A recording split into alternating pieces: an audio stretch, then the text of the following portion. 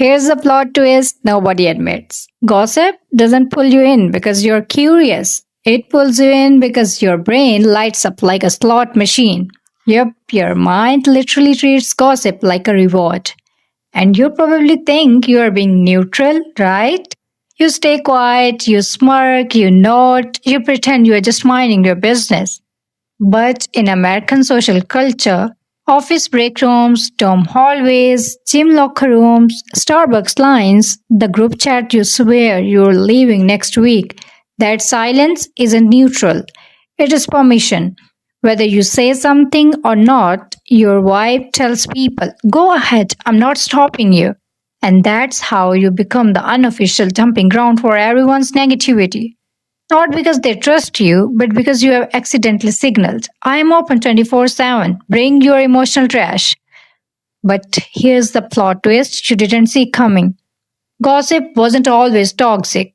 Back in early human tribes, gossip was basically Yelp for survival. Who hunts well, who steals food, who throws spears like a toddler. Useful stuff, right? But modern day America, your tribe is coworkers, classmates, neighbors who argue in Facebook groups, people who hop between five different group chats like it's a sport. Gossip doesn't protect you anymore. Now it cracks friendships, creates invisible cliques, and quietly pushes you to the edge of the social circle without warning. And here's the real kicker. If someone is comfortable trash talking to you, they'll eventually trash talk about you. But don't panic because stopping gossip doesn't mean turning into the morality police. You don't need to lecture, you don't need to be the group's inspirational quote word, and you don't need to look like you auditioned for TEDx. There are simple, subtle ways to shut gossip down without killing the vibe or sounding like you read one psychology book and now you are healed. In this series, you'll learn why gossip feels addictive, how to shut it down without confrontation, and what to do when someone just won't stop. By the end, stopping gossip won't feel like an awkward escape mission. It'll feel like a flex, a quiet, powerful flex.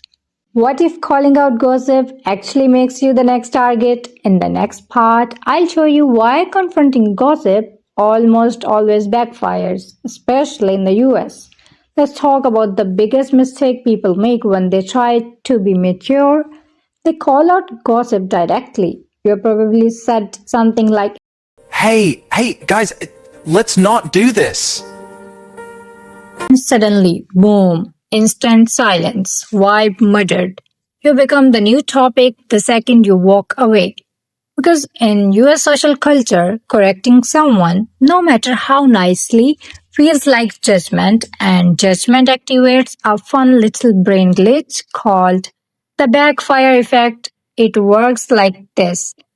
When people feel corrected, they don't rethink their choices. They get defensive, they double down, they start explaining why their gossip isn't actually gossip. It's not gossip, I'm just venting. It's not gossip, it's honesty. It's not gossip, she needs to hear this from someone.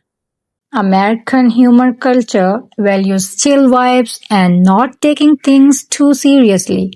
So when you suddenly turn into the vibe referee, you have lost them. Here's the real kicker. Most gossipers don't think they are gossiping. To them, they are sharing tea, decompressing, bonding, looking out for you, or just feeling awkward silence. So if you confront them head on, they feel personally attacked. And once that happens, congrats, you are officially labeled sensitive, dramatic, or the deadly US social title, the vibe killer. And trust me, once you are the vibe killer, people avoid opening up to you altogether. Not because they don't like you, but because they think you will please their words. The truth is simple.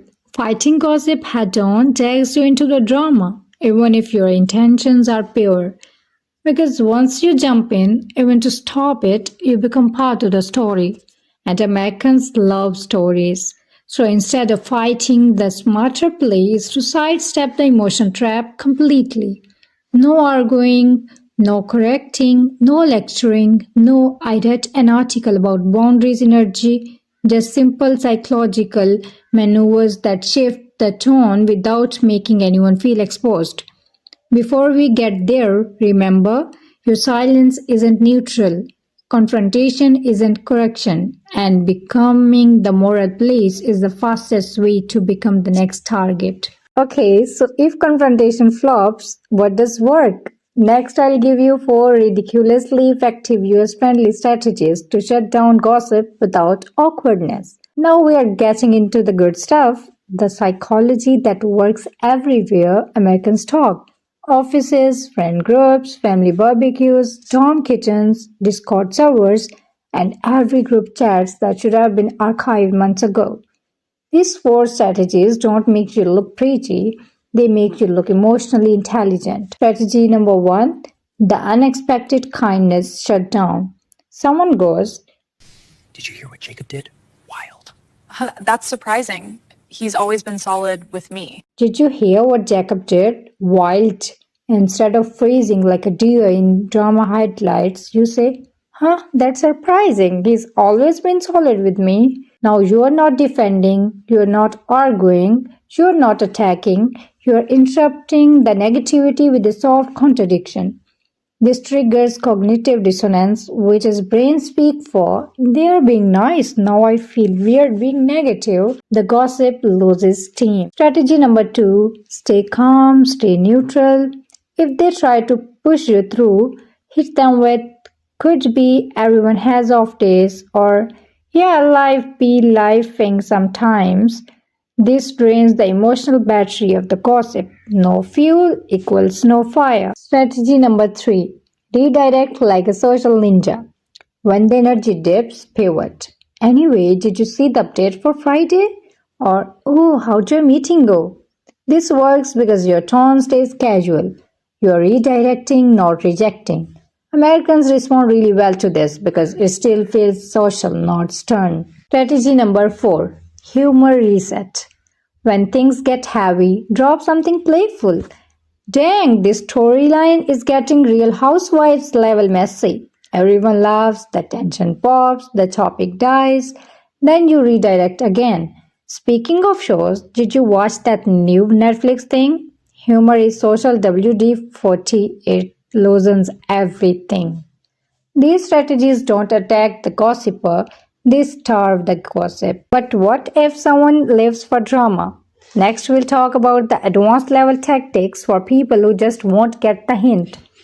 Some people treat gossip like cardio. They gossip when they are bored, they gossip when they are stressed, they gossip before their coffee hits. They gossip after saying, I'm trying to be more positive this year. These are the people your subtle strategies won't work on, so you'll level up. Technique number 1, the Grey Rock Method, American Workplace Edition. This technique comes straight from therapy and works beautifully on drama addicts. They go, You won't believe what Emily did yesterday, this girl says. and you hit them with, oh, didn't know. No curiosity, no reaction, no follow up, just target store mannequin energy. Drama needs attention, you're not giving any, especially in American workplaces where gossip spikes during layoffs, promotions, election seasons. Being emotionally flat signals you won't get entertainment from me. And trust me, they'll find someone who reacts better. Technique 2, the clean, clear boundary. This is your final level move. I'm trying to keep my mindset positive lately, so I'm avoiding talking about people when they're not here. Let's switch the topic. You're not accusing, you're not scolding, you're just stating your standard. In the US, boundaries, when set calmly, are respected more than people think. Will it feel awkward? Absolutely. Should it? Also, yes, awkwardness as social feedback. It teaches people where the line is, and the best part, people start trusting you more because now they know you don't participate or spread things.